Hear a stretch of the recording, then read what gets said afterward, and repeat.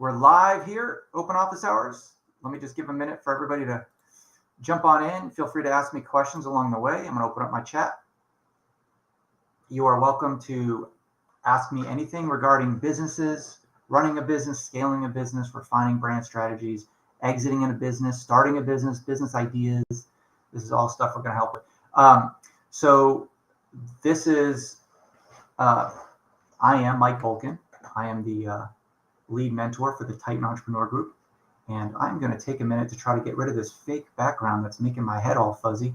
While we do that, you're welcome to go ahead and send your questions about anything business related while I get this background out of here. Give me a minute.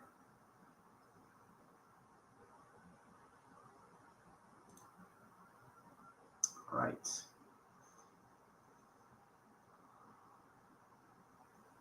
Okay, let's get this video background done. Virtual background, none. Okay. There we go. All right. Looks a little bit better. Get my heat fan out of here, and then we're going to answer some questions.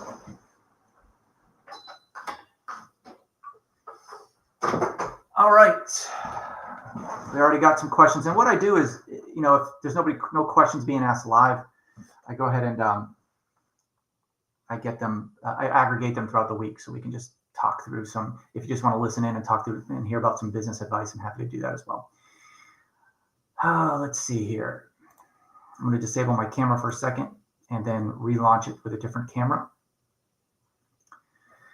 There we go. Okay. All right, guys, let's go through some business questions I have. I'm looking to my right here with an external monitor. I take these that are aggregated throughout the week, and I just answer some questions regarding businesses and entrepreneurship. For those of you who don't know, my name is Mike Volkin. I am a entrepreneur. I've built and sold 6 of my own companies. I've written 7 books, 1 seller. This is the worst part of the open office hours. It's just describing my accomplishments because I'm a pretty whole person. I don't like really talking about that kind of stuff. But my passion in life is helping other entrepreneurs. So let's go ahead and talk to Emily Smith here. Emily's asked me, how do I optimize my online store for higher conversion rates? Okay, well, that's a pretty general question. I'd have to look at your website first. But generally, for conversion rates, what you want to do, well, there's a lot here. So let's just break it down. You have an e-commerce store because you said online store. So depending on the type of platform you're on, I'm assuming Shopify or WordPress, where you can process payments online, typical payments. Conversion rates a lot of the times has to do with the way that you communicate the product. And a lot of stores that I see don't have a good product description. So write a really thorough product description, and the imagery and the video should be super high level Hollywood quality. There's lots of studies that show this, but the worse your quality image and video are, the more that, or the less you're going to convert. So make sure that those are converting very well in terms of the images. And you can A/B test too as well. I just did an A/B test for a multi-million-dollar e-commerce company, and all we did was we changed the image. We put in a human in the image. It was like a light person was holding. So we just had a picture of the light in the stand by itself, and then we had somebody holding a light. And the one holding the light had a 2.4% better conversion rate. You might think, well, what good is that, 2.4%? But if you know that this particular product sells $100,000 a month, increased conversion, that's another couple $1,000, $2,400 to be exact, in revenue just by changing the image. And it was a really simple change. So embrace A/B testing. Okay. By the way, these pre-planned questions that I'm reading that I get through my inbox throughout the week, those take a backseat to anybody who asks me a question live online. So if you're on Facebook, if you're on Instagram, if you're on LinkedIn, if you're on YouTube right now and you have a question for me, being an entrepreneur, running a business, starting a business, ask it live and I'll always come to that one first. Okay. Let's see here. Linda Brown is a drop shipper from Atlanta. Hi, Linda. What strategies can I use to find reliable suppliers for my drop shipping business? I used to be a drop shipper a little bit. I'm not so much in the game anymore. Drop shipping to me seems a little bit like low margins, high volume, and I wasn't really in my career path moving forward. But not to say there's nothing wrong with drop shipping. But to answer your question about reliable suppliers, there are now companies like Alibaba, which I don't really recommend for a number of reasons, AliExpress, and their competitors. I would go to Google and type in Alibaba competitor, AliExpress competitors, and look at the reviews. A lot of times the reviews I found are fake. It's those suppliers giving reviews to each other. I don't really trust reviews in that for those companies. But if you go to Google and you type in reviews on that supplier, then you should be able to find reviews that are unbiased. But if you go to that specific platform, those reviews will be very biased and usually fake. I went to a drop shipping, when I had a drop shipping company, I went to a drop shipping supplier, ordered $23,000 worth of equipment, product, basically. They sent me the wrong product. And then even though they had dozens and dozens of 5-star reviews saying this is the best supplier ever, they could barely speak English. They sent me the wrong information, even though I showed them the order and the conversation. Alibaba did not help at all. I reached out to every executive I could find on LinkedIn. They didn't want any part of it. They did not apply their insurance, which is what they were supposed to do. It was a complete nightmare of experience. It was basically a waste of $23,000. So I will never use Alibaba for that reason again. So that is me not wanting to use a platform. But in terms of specific suppliers, you would have to go to Google and type in that company name and quote, and then type in review afterwards. And if they usually, a little trick that I use, if they list someone that they've worked with on their page, I would go to that company or that person, find them on LinkedIn, and ask them what it was like to work with that company. Okay. Sometimes there'll be a review with a company name or person listed. Okay. Okay. Rachel Greeny.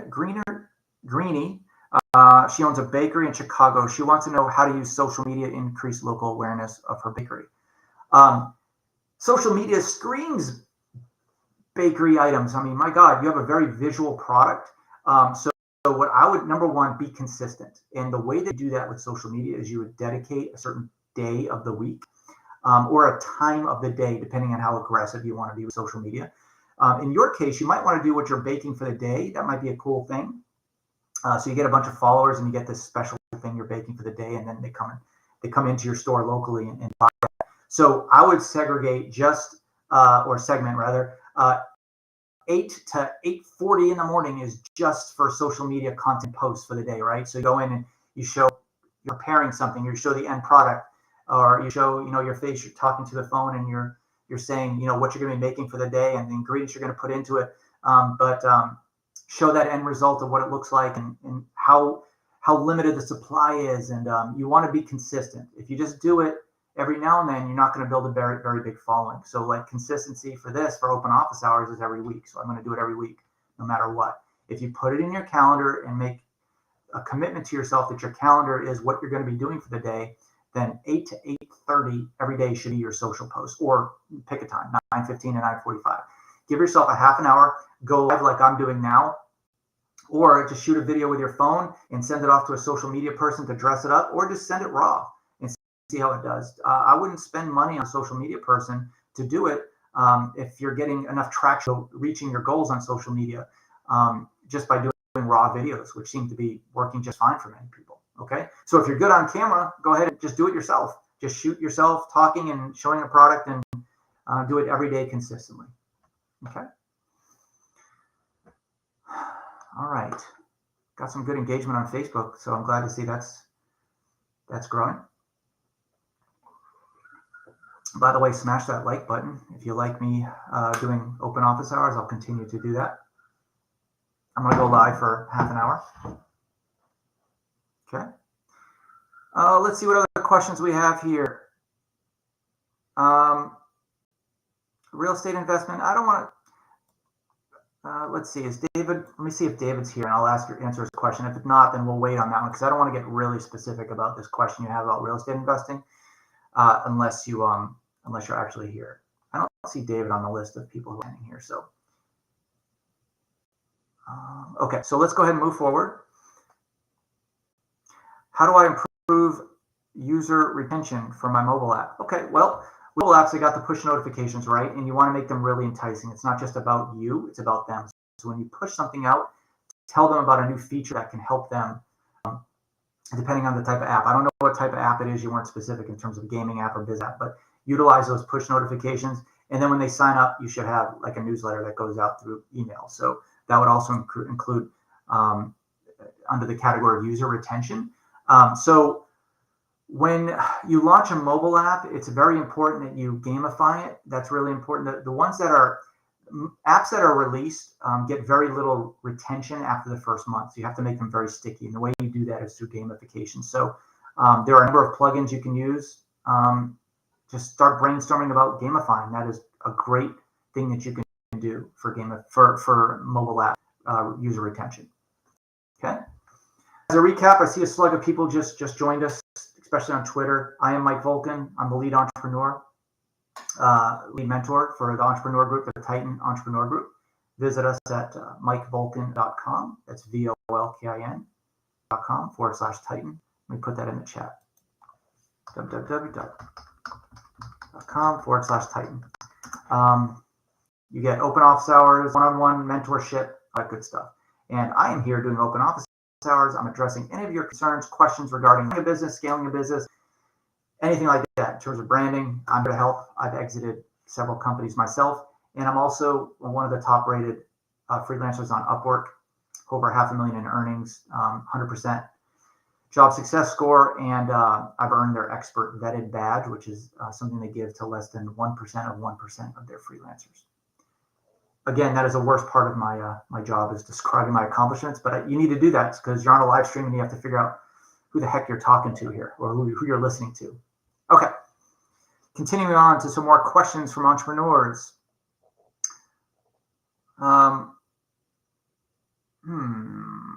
Let's pick Samantha Lee. Owns a catering service in San Diego. She wants to know, what are some effective strategies for scaling a catering business? All right, so catering is all about being local, right? So get yourself a Google local account, get yourself a good 1 or 2 page website. It doesn't have to be a big drawn out website with lots of images. And you want to niche, okay? I helped a friend of mine start a catering company, and he was very niche. He did seafood, right? So, and more specifically, seafood for bachelorette parties. So the more niche you can be, the more you will speak to your audience. And don't think that, let's just say that you niche in seafood for bachelorette parties. You don't have to only take on those clients, but those are the people that will be attracted to you naturally, because that's the vibe you're putting out there, right? So you want to go heavy on social media. You want to go heavy on Google Local. SEO will work if you don't have other catering companies in your area. But if you have some bigger companies that it's going to take years to get traction and you need immediate revenue, don't worry about SEO. You can have basics of the SEO in place to start getting that Google and Bing traction that you need, but don't go overboard spending thousands of dollars a month on SEO services when what you need is immediate revenue. For Google Local, you want to fill out that profile completely. That'll get you a great ranking. Ask all your prior customers to provide a review. That's super important. You can't offer money in exchange for a review, but just a lot of times if you just ask them to provide a review and tell them how much it is important to you, they will do so. Okay, so make sure that you know your competition on Google Local. And when I say Google Local, I mean going to the website or going to Google and typing in catering services near me. If you show up on that list on the right side of Google, that is Google Local. Okay, and you want to make sure that your competitors,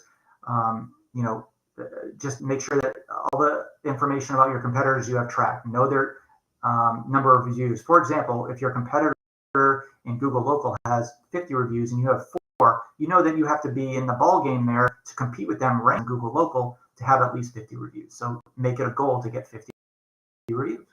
That's the way that works. Okay. Oh, this is cool. Sophia Martinez owns a food truck in Nashville, and she wants to know what are the most effective ways to market food truck company. So there are some cool apps I noticed in the food truck industry. I don't know about Nashville specifically, but I know Austin is very big on the food truck industry. And I went to Austin. I went to the food trucks down there, and it was really cool. To market yourself, number one, have a niche, have a brand, be very clear, have a very, a lot of people are going to be looking at your truck, so have a very well thought out design on your truck. The more well thought out the design is, the more people will be attracted to you. I saw a food truck just with like those little Costco stickers, the little magnets they throw up, said something like Mexican food on there. And then there was one I saw later in the day that was like all pink and had like this rotating sign up there, and it was also Mexican food. And I was more inclined to go to that one because it was actually well thought out. So in terms of marketing your food truck, number one, build an email list of followers of where you're going to be and go consistently there every day, every week, whatever. And building an email list, you can notify them through certain apps that they're going to be in your area, right? So be consistent with that. And then number two, have good imagery on your food truck because you are a walking, driving advertisement. So those two things, in addition to being active on social media, should put you well in your way. And lastly, the most important is having great food. Repeat customers is huge in the restaurant industry, especially the food truck industry. If I'm going to drive across town knowing that you're going to be parked somewhere, you better have good food or I'm not going to drive across town. Okay. Okay.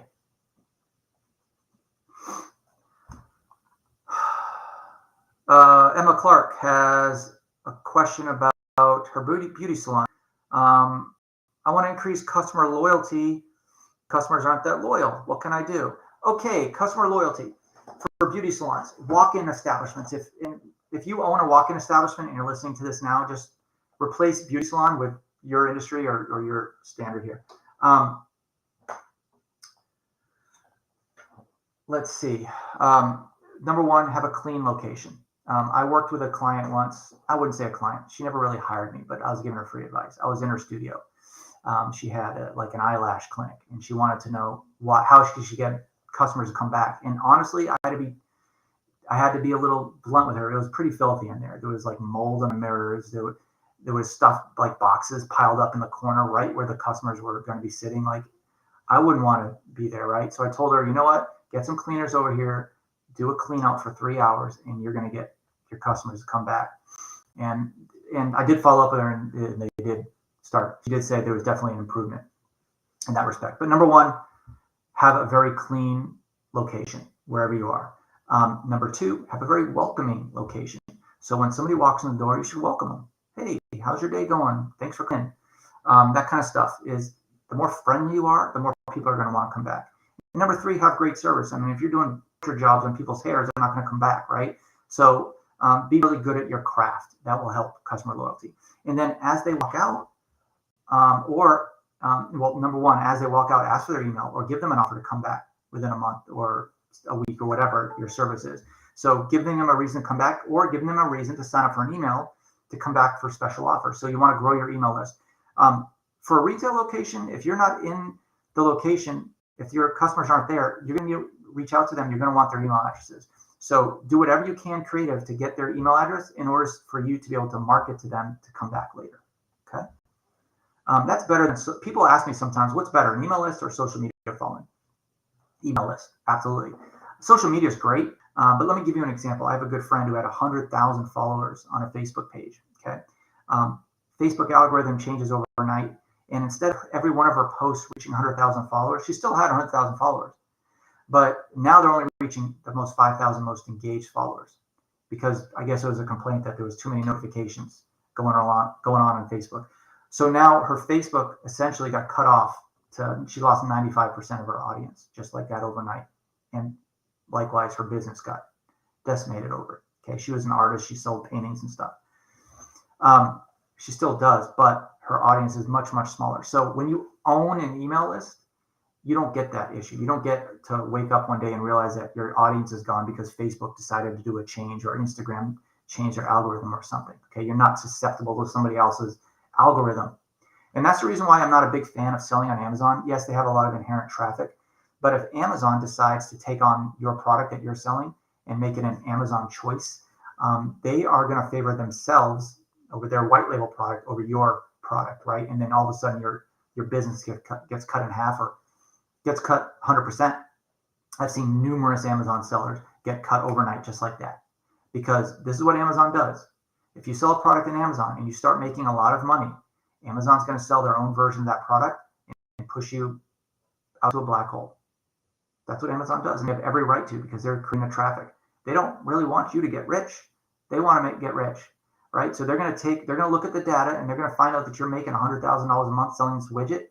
They're going to make that widget, or they're going to find your supplier and they're going to sell it. That's what they do. Okay. And they have a right to, realistically. It's a capitalistic society that we live in America. Okay, I have a few more minutes, take a few more questions. Let's see if there's anything live coming in. Okay. Here's a good one. Charlotte, thanks for joining us. So you've got a pet service. Can you be more specific, Charlotte, on your pet service so I can be more specific with my answer? You're asking, how do I differentiate my pet service business in a crowded market? Okay. Pet washing. Okay, good. Okay, so I don't know if you do mobile pet washing or not. First of all, thank you for the question. So mobile pet washing is a good service. A lot of people are super busy now. So if you don't offer mobile pet washing, go ahead and offer that, because you're at the mercy now of having the customer needing to come to you. Okay. Oh, you don't offer pet mobile washing. Okay. So go get yourself a van, get yourself, some vinyl wrap, and then hire someone to go around to people's places, and then add the word mobile pet washing and grooming to your services. And then your business will probably explode from that alone. It sounds like a scary endeavor, buying a van, which is a write-off now because you're buying it for your business, and then hiring somebody to do that. But in a month or two, it will pay for itself. So sink a little bit of cash into buying a van and getting another employee, or just doing it yourself, doing a mobile run, tell people you can only do the mobile runs between 11 and 1 or something, right? Just to test it out. But nonetheless, let's say you don't want to go that route, and you want to differentiate your pet service. Is you niche yourself into specializing with large dogs or scared dogs or small dogs. Let's just bring this back to the human side. For example, I just saw a dentist who specialized in, he was running an ad, and not only does he work with kids, but he works with kids who hate dentists, so scared of dentists. So not that my kid wasn't, but I went there and brought my kid there, and they had a bunch of cool video games and cool little drones with, flying around the office on the ceiling fan. It was a really fun place. It looked like a carnival, and the kids were loving it. And there were fun books there and stuff. So if you niche yourself into a certain type of dog, say you specialize in German Shepherds, and now you can go to any Facebook group in your area that specialize in German Shepherds, breeders or German Shepherd owners. I guarantee you there's one in here, and say, hey, we specialize in German Shepherds, or we're offering a special this month on German Shepherds, or we're offering a special this month on dogs under 10 pounds. Maybe you give them like little bow ties or something, and penetrate those social media groups in your area, tell them you're offering a special for their particular type of dog or style of dog, whether it's a breed or a size. That would help differentiate you. Get a little bit aggressive with your outbound marketing, meaning going to the social groups, doing advertisements, or maybe doing an AMA. You can do an Ask Me Anything, an AMA in these social groups, and say, hey, listen, I got some great tips on how to trim toenails for dogs, smaller dogs, because every dog hates their toenails getting trimmed. But if you can become an expert in your industry, those Facebook groups would love to have you do a little virtual one-on-one or AMA about how to trim a dog's nails. You become an expert, they're going to come see you, maybe offer an in-person class. So good. I'm glad you love that idea. You just put the comments. I love that idea. So that's a great idea. Go run with it. Make it happen. Now the onus is on you to make that initiative happen. Okay. Hey, we're running up on time. We got some questions here about eco-friendly products. I'll save that for next time.